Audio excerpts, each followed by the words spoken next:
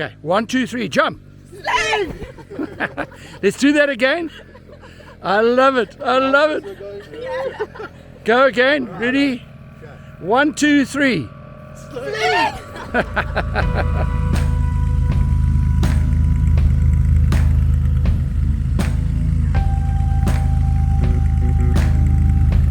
It's just my board to try and keep track of what I've got and what's where.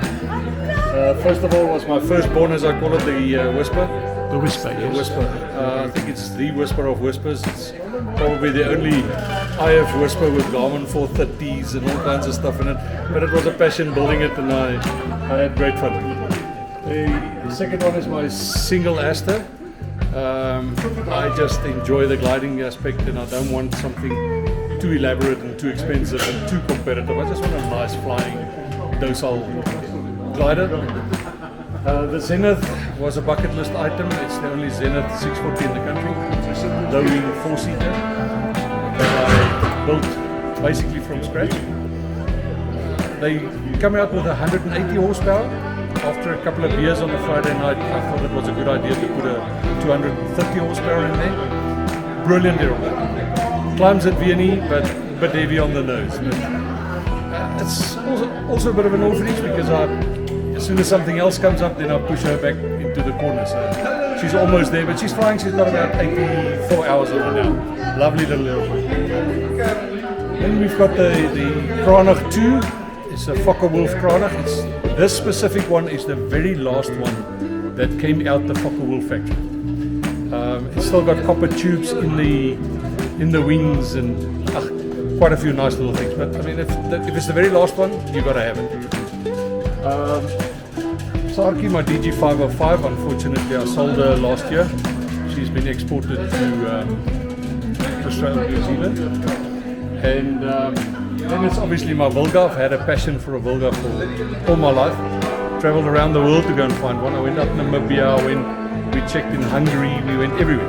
Eventually I found Peter Ach's one. He was in a container. He wanted to build a gliding museum. What a gentleman. And I got it in a container after it's been there for almost 18 years. And we rebuilt it. And it came to flying. Lovely project. My Bathawk, different Bathawk than all the others. I took all the covers off. It's got no covers, it's got no pot and screen. It's got just a flat screen on the front. Took the whole instrument panel out, moved that to the top. And a little EFIS to the top, visibility, brilliant. What engine? It's got a Jabiru or a Kamet, Kamet. 120 horsepower motor in there.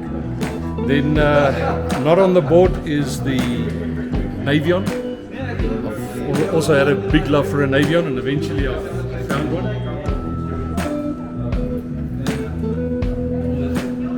Okay. And then? Recently I got hold of a Bonanza Vita. I've always thought that Bonanza or Beechcraft is one of the better aircraft, so this will probably be my last project and having great fun. What an aircraft to rebuild. Hopefully be flying, I would say, within the next 2 years. But then everything is done. For now I'm just stripping first. I want to get to the last part of that.